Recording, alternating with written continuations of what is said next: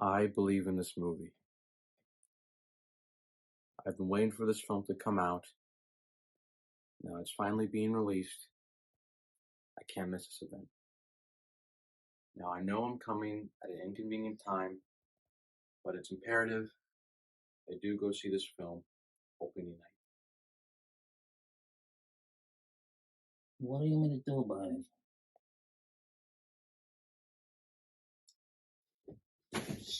Sorry.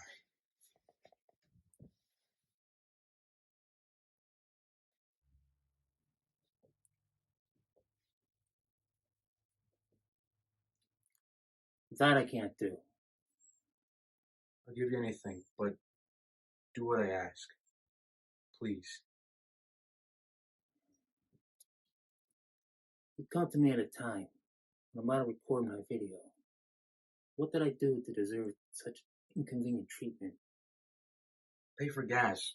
Please, I normally do not ask of anything. That's not true. You always ask for things. As a matter of fact, earlier today, you asked if you want to get a new dog because you got bored of this one.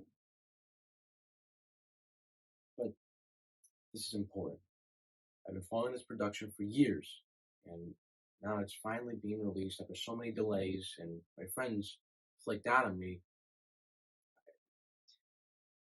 You're the only one who can take me.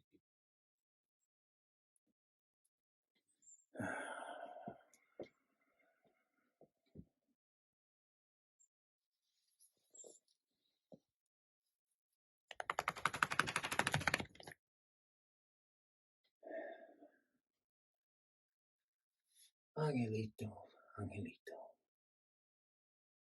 What have I done to deserve such disrespect from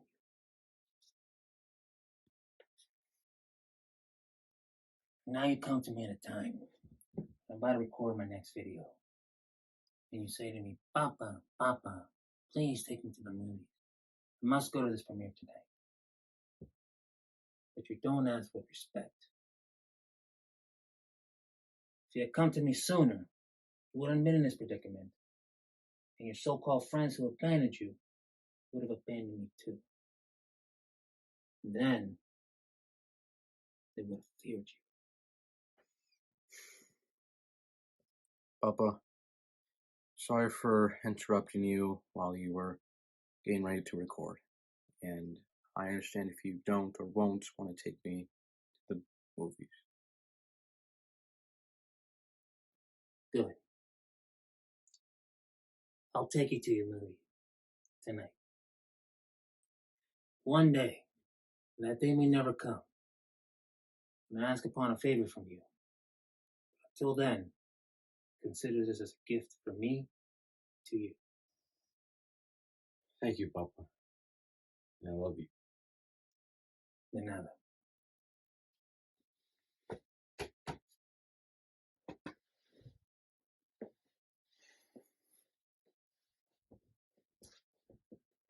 So, you gonna take me now or later?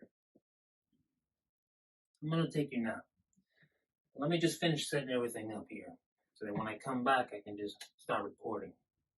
And if you don't mind, please go downstairs and get my car keys and start the car for me, okay?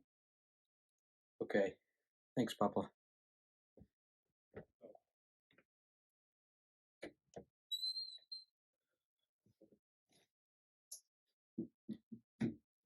By the way, what film are you reviewing?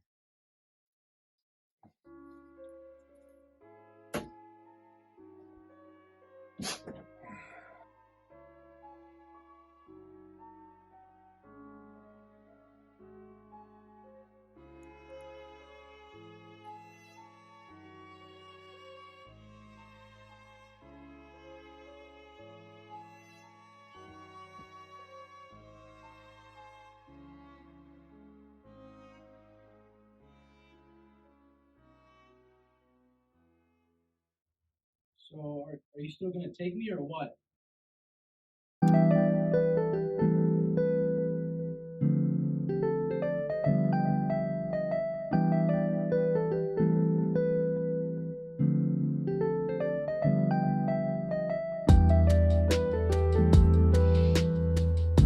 Hey everybody, welcome back to NRW. I'm your host today, Rob, the movie guy, and I thank you very much for joining me here today. And as you can tell from that intro, I'm reviewing the all-time classic, my favorite movie of all time in the film, The Godfather. And this was a review I've been wanting to do for a very, very long time, and I figured why not do it on the film's anniversary, which came out back on March 24th, 1972. So this year does mark the 49-year anniversary of the film's release. And as I said earlier that this is my favorite movie of all time, that was not the case for me for a long time, because one of my first recollections of the film that I remember was when I was at my uncle's house. I might have been, I can't remember, maybe some between 8, 9, 10, somewhere around there. And it was the opening scene to this movie. And I remember thinking how boring it was. I just didn't understand what was going on. And quite frankly, I wasn't really paying attention. But I also remember thinking, how are these guys watching this movie and thinking it's so engaging, so interesting for them to just sit there and just be like completely immersed. It never grabbed my attention, so I got up and I walked away. As the years have gone by, I had seen bits and pieces of the film on TV, but it just still never grabbed my attention. And it wasn't until when I was 18, I was hanging out with a friend of mine who had invited me to go hang out with him to go see his friend at his house. We went there and we hung out at his friend's house, and his friend pulled out the recently released Godfather Special Edition trilogy on DVD and asked, "Do you want to see the first movie?" I was like, sure, whatever. He puts it on, I watch the film, and I will never forget the moment that I thought, this is the greatest movie I've ever seen in my entire life. I think this is my favorite movie of all time. And I also remember distinctly thinking, when I get home, I gotta look for the Godfather trilogy on VHS because my dad had bought it, and I must watch the entire trilogy. So I went home, found the VHS tapes, and I still have them to this day. And I watched part 2, was blown away how good that movie is. And then I saw part 3. It wasn't the worst film, but I remember having a lot of opinions about the film, and I haven't seen it in quite some time, to be completely honest. But I remember specifically thinking, which one is better, part 1 or part 2? I just had this little inner debate with myself, and at the end of the day, I just remember thinking part 1 is a hair above better than part 2. Why? Because of this man right behind me. Marlon Brando playing Vito Corleone is by far one of the greatest things I have ever seen in cinema. His performance is so good that it single-handedly just made me think this is the greatest movie of all time. So ever since then, I have been on a Godfather high, and I've never let go of that admiration and respect for the film. But considering what had happened during the production of the film, if you guys know the history, it is a miracle that this movie was made and it turned out to be pure perfection. And for those who may not know this, the movie is actually based on a novel of the same name written by the author Mario Puzo, who's also the co-writer of this film as well, alongside with the director of the movie, Francis Ford Coppola. I also own the novel The Godfather, and I actually read it twice. And I remember the time when I read it, I did like it, but it was interesting because I remember reading something that Ford Coppola had said that he did not like the book. He found it to be very sleazy and very cheap, and he actually had turned down the offer to direct the movie. And even though he was literally the bottom of the list for directors that had been offered to direct this film, The Godfather, and it wasn't until he had some financial troubles where he needed the money, so he ended up reversing his decision and taking up the job offer to direct this film. And as I mentioned before, there is a lot of history about the making of this film that is so problematic, and it's legendary stuff, from the casting choices that the studio wanted to play the parts of Michael Corleone, Vito Corleone, and so on, and the choices that the director Francis Ford Coppola wanted to have the actors play these certain parts. And it's stuff of legend, and it's gone to the point where the story is so fascinating that it makes you think this should be a movie all on its own, and it turns out that's actually going to be the case. And it wasn't too long ago that they had announced that they've got actors to play the part of the director Francis Ford Coppola and the producer of the Godfather film, and Bob Evans. So they had casted Oscar Isaac, who I'm sure many of you guys may recognize for playing the part of Poe Dameron in the recent Star Wars film, and of course many of you guys may also recognize Jake Gyllenhaal from Nightcrawler, Jarhead, and so many other films to play the part of Bob Evans. And the film is supposed to focus mainly on the behind-the-scenes dramas that it took to make this film. And I would also recommend for you guys to go out of your way to learn of what it took to make this movie, because a lot of the stories that you get to hear from Francis Ford Coppola, the actors, and some of the other people in the production side of it here, they share some fascinating stories to the point it almost seems like it's not very true, but according to their testimonies, it's very much the case. So the fact that there's going to be a film focusing on the making of this movie, The Godfather, I'm very curious and very, very intrigued to see how it all play out on the screen. There's a lot about this film that I can say that hasn't already been said before, so truthfully, I don't think there's anything new that I can offer that will all of a sudden change everyone's mind about the film, because most people who have seen the movie love the film. And I have met a few people who didn't like the movie, and I'm like shocked to hear them say that, because I'm thinking this is such a perfect film. How could you not like the movie? But there are people out there who do believe that The Godfather's not that great. And I've never had any other film come close to replacing The Godfather as being my number one favorite movie of all time. I seriously believe that there will not be a single film that will come close to being the perfect film that is The Godfather, in my opinion. And I think The Godfather will remain my favorite movie of all time till the day I die. And throughout the years, I've been able to collect some things that are all Godfather related, and a lot of the stuff were gifted to me by my wife. So I'll have some of those images for you guys to see. The only thing I won't have up there is the actual novel itself, because I have it stacked away in a box somewhere. But I do have it, as I mentioned earlier. So there's so much about this film, like I said, that I can talk about here. So let's get into the plot. Then I'm going to get into my positive, and believe it or not, I do have one negative. So let's get started. Now, before I actually do get into the plot, I just want to point out that there's going to be so much that I'm not going to be getting into with the plot synopsis, because it's going to take way too much time. And for those who have seen the film, you'll understand what I'm talking about. So I'm just going to be focusing on certain things that occur in the film to just keep things moving forward. And hopefully this will encourage you guys to check out the film. But now we can officially start the plot. And the film starts off at Vito's daughter's wedding, Connie, who's getting married to Carlo. And at the wedding, Vito's youngest son, Michael, makes a return from the war with his girlfriend, Kay. And after the wedding, Vito and the family have a meeting with a drug baron by the name of Virgo Salazzo. And he is being backed by another crime family in the Tattaglias. And he's asking Vito for investment in his narcotics business, but he's also asking for protection through his political connections. Vito, being very weary of this, does not want to go through with it and declines his offer, but he does find him very suspicious and sends his enforcer, Luca Bratti, to spy on him. And when Vito's enforcer, Luca Bratti, does meet up with Salazzo, he ends up getting killed in the meeting.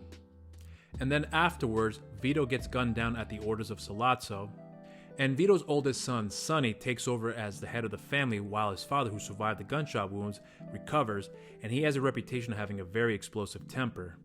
And Salazzo kidnaps Vito's adopted son and Tom Hagen, who also serves as the family consigliere and also the family lawyer, and he's putting a lot of pressure on Hagen to persuade Sonny to accept Salazzo's deal after his father had turned him down. And Michael chimes in this time around, having not wanted to be part of the family business, but after his father getting shot, he decides that he's going to want to take action against the men who wanted to take out his father, and agrees that he will go and take out Salazzo and his bodyguard, who happens to be the police captain. And Michael does have that meeting with Salazzo and the police captain, and during that meeting he kills them both.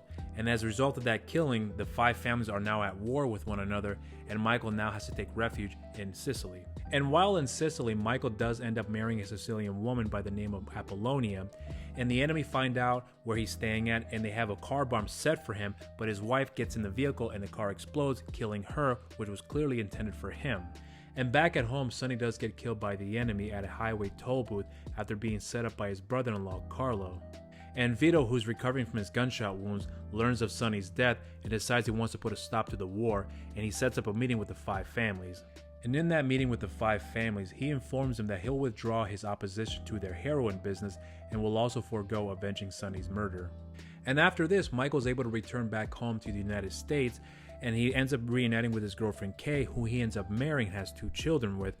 And along the way, he changes up the Corleone family regime and decides he wants to move the family business from New York out to Las Vegas. And Vito does have a one-on-one with his son Michael, informing him that after Vito dies, that there is going to be somebody out there who's going to want to set up a meeting for him to meet with Barzini, the head of another crime family, and that person is going to be the one that's going to betray him and having him killed in that meeting. So Michaels is well aware that he's going to have to be expecting a lot of opposition from all the other 5 families, because he knows that once he's in charge, they're going to want to take over everything that he has control over, and he is not going to let that happen.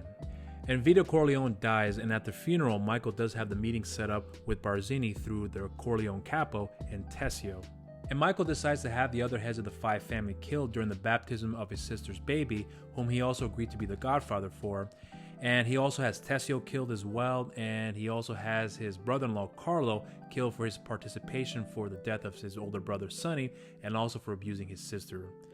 And from that point on, he pretty much takes full control of the crime syndicate in New York as he's moving out to Las Vegas. And Michael's sister, Connie, accuses him of murdering her husband, which is obviously true. And she begins to reveal to Kay of all the crimes that Michael has been committing behind the scenes. And Kay, extremely shocked to hear all this, questions Michael and asking him if all these accusations that his sister is making are true. And Michael refuses to answer and tells her to not ask him any more questions about his business, but then gives the opportunity to have her ask him one more time. And she does ask him, are they true? Are these accusations that your sisters are making of you true? And he denies it.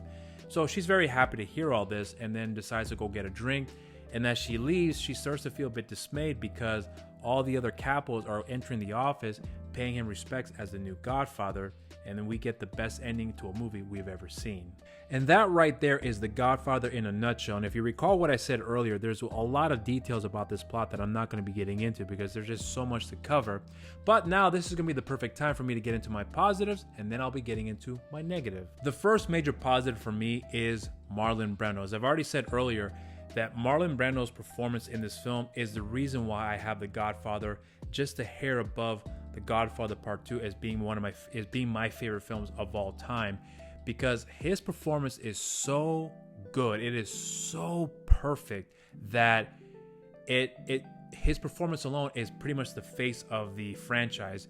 I mean, look at that. That's whenever you see that look, you know that, oh shit, that's The Godfather, because his performance was so commanding, so powerful that it's a part of our pop culture lexicon, and you can't forget it once you've seen it. And when you find out that he was only 47 years old when he made this movie, I was blown away, because I remember thinking the first time I had seen it when I was a little kid, and even when I was 18, I thought that Marlon Brando was that age at that time, that he was in his late 60s, early 70s, somewhere around there, because the makeup effect is brilliant in this movie. There's a before and after picture that I'm going to post up for you guys to see, where he's in the makeup chair, and then you see again the before and after shot of what he looks like with the makeup. It's incredible. It looks so realistic that the way he's able to convey a person that has been through it all and has the wisdom, and he's carrying all this love and affection toward the people, and having this inner rage that is ready to be unleashed when it's absolutely necessary. It's something of legend, and it's not often you get to see a performance that powerful. And for me, this is the reason why the movie is my favorite movie of all time.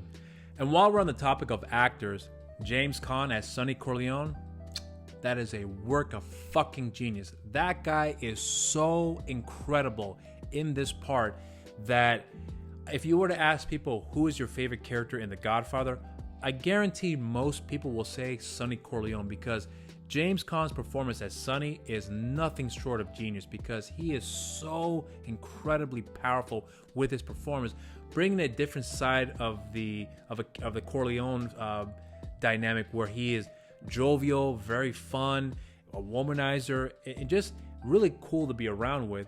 But at the same time, at a drop of a hat, he will fuck shit up, and he is the type of guy that you do not want to be on his bad side. And he carries a lot of weight when it comes to that. And Caan's performance in this film is so good that it's impossible for me to see someone else in this part. I really think that no one else could have done it better. At one point, Robert De Niro had auditioned for this part, and I believe he had gotten it, but I don't remember the whole story, so I don't know what had happened that ended up where he ended up not getting the part at the end. But despite that, even though I think De Niro would have done a good job with the part, it's hard to see someone else play the role of Sonny, because Caan's performance in this film is nothing short of perfect, in my opinion. And we can't forget about Al Pacino playing the part of Michael Corleone. Like Marlon Brando and James Caan playing the parts of Vito and Sonny Corleone, it's hard for me to imagine anyone else playing the part of Michael, because at the time, the studio were really adamant about casting a leading Hollywood man at that time. They were looking at actors such as Robert Redford, Ryan O'Neal, and to his credit, Francis Ford Coppola stuck to his guns and wanted to have Al Pacino play the part of Michael Corleone, because he had this vision that there was a certain look that he believed Michael Corleone should have, and Pacino fit that look. And the studio felt that Al Pacino did not have that leading Hollywood man look, and he's also a pretty small guy, because in real life, Pacino is not that tall of a man. But Coppola saw something in Pacino's performance in a previous film that he had saw him in, and realized that this man could carry the baggage that this character brings in this story, where he starts off as this very nice, approachable guy in the beginning of the movie, and then as the film progresses, he transitions into a very distant and very cold person, to the point when he walks into the room, it seems like all the life in the room gets drained away, because he just has a certain aura about him that just sucks the life out of everything that he touches. And Pacino does a really good job in conveying that.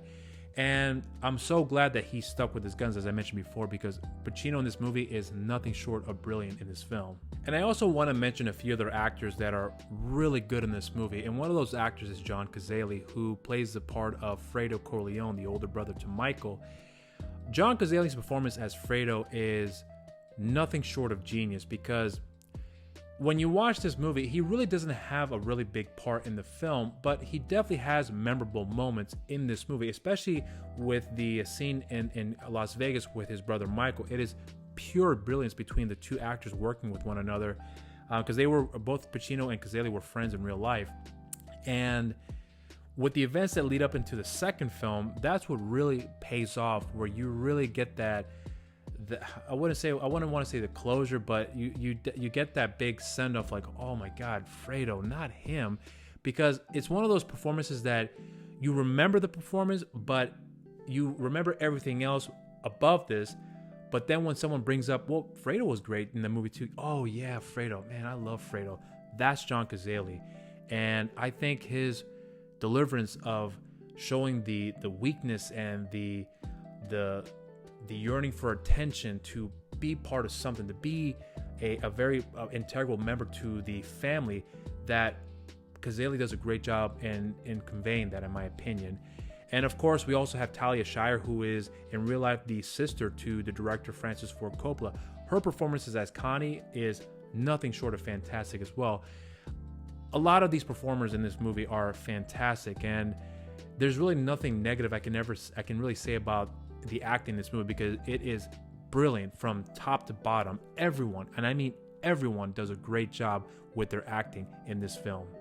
And director Francis Ford Coppola is amazing with this film. He does a really good job in compositing the shots together, really letting things play out the way they need to play out, to have things unfold the way they need to unfold. And I think he does a very good job in pacing the film, because this is a very slow movie. I'm not going to deny that, but since I saw it for the first time in its entirety when I was 18, that movie had never ever got me wandering out somewhere else. I was so focused on what was going on from start to finish, and even to this day, whenever I see a scene from The Godfather, I can't help but be hooked with what I'm watching, because it's so captivating with everything that's being put together. The lighting, the cinematography, the script is fantastic as well too.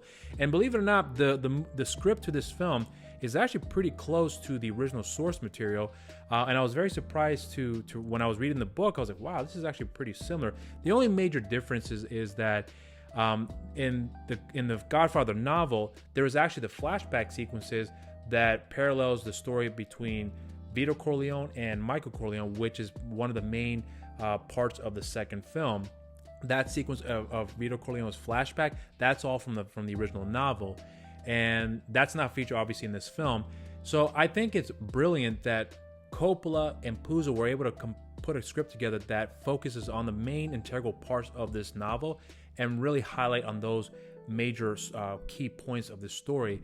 And Coppola, I think, does a really good job, despite all the trouble he's been through in making this movie.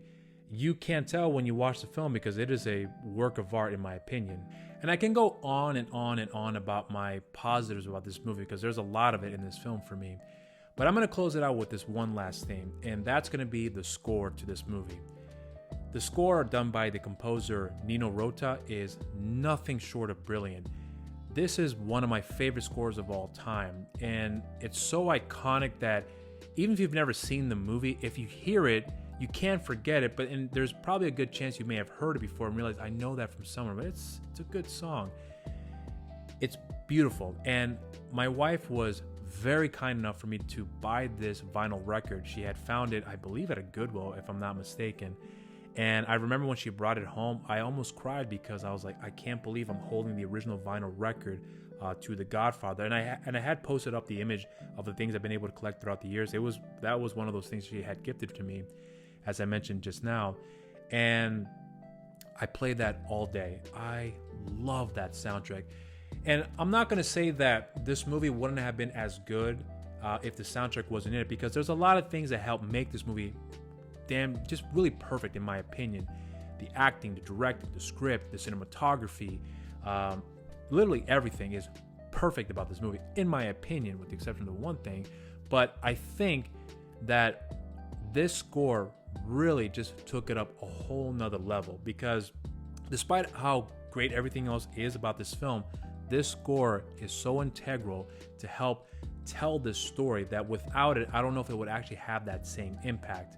But that's going to be the end of my positives, and now let's get into my one negative. So my one negative about this movie is a scene that happens between Sonny and Carlo, where Sonny is beating up Carlo after he had found out that Carlo was beating up his sister.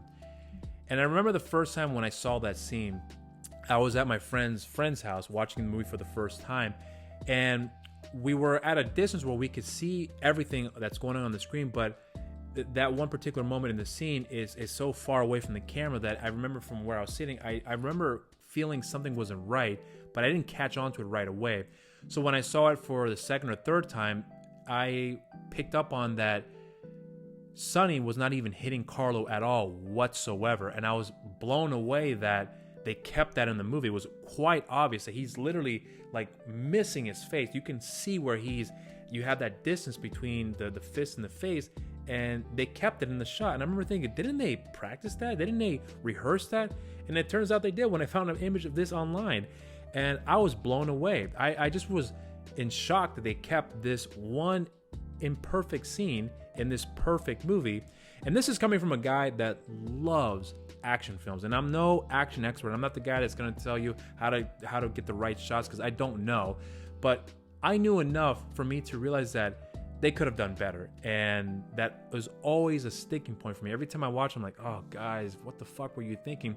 The Simpsons had parodied this scene, and they do a way better job in delivering the impact of that fight scene. And I'm thinking, Simpsons did it better than you guys. Why can't you guys have just done that as well? But it is what it is, and that's my really only negative about this film, believe it or not. And now this is going to be the perfect segue for me to get into my rating.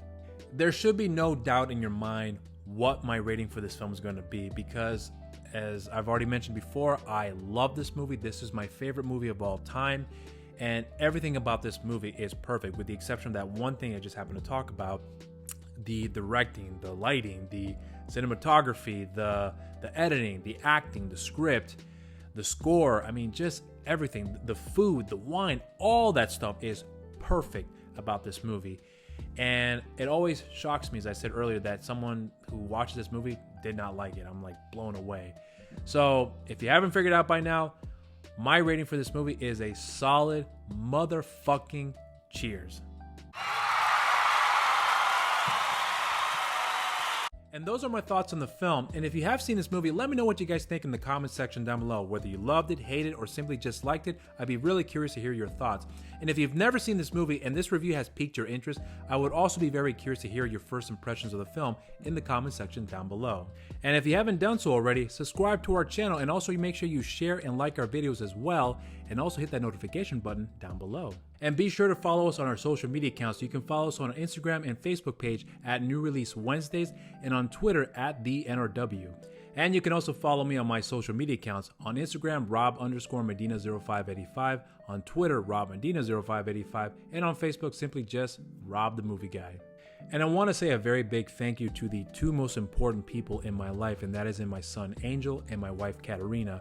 They have both helped me to put this opening skit together, and I couldn't have done it without them. And I'm very grateful and extremely humbled that they have given their time to make this project work for this review. So I thank you both very much, and I love you all very much as well.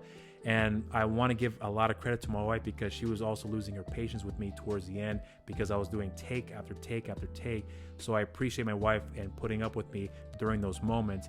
And my son was getting better and better with his performance each and every take that we were doing. And the proof is in the pudding right there. He did a fantastic job. And I also want to take the time to thank everyone out there who do watch our videos and support the channel. And for all the new subscribers out there, we all here at NRW appreciate that.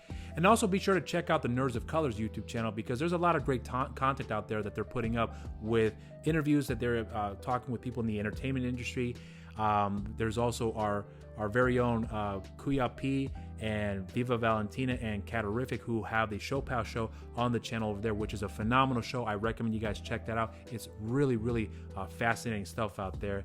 So here at NRW, we want to say thank you very much for your support. We appreciate your time and we appreciate your attention.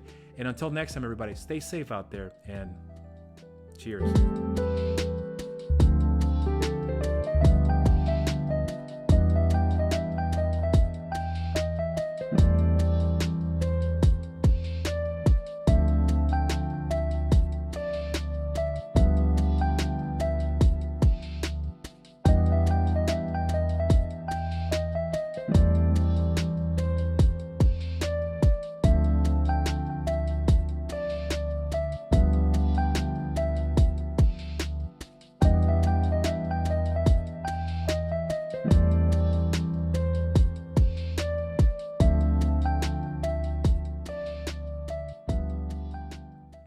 Hey Chicken, can you do me a favor?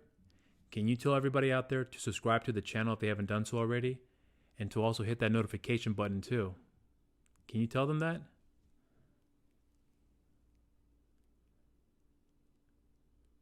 Come on, tell them. Thank you. Say goodbye. Bye everybody.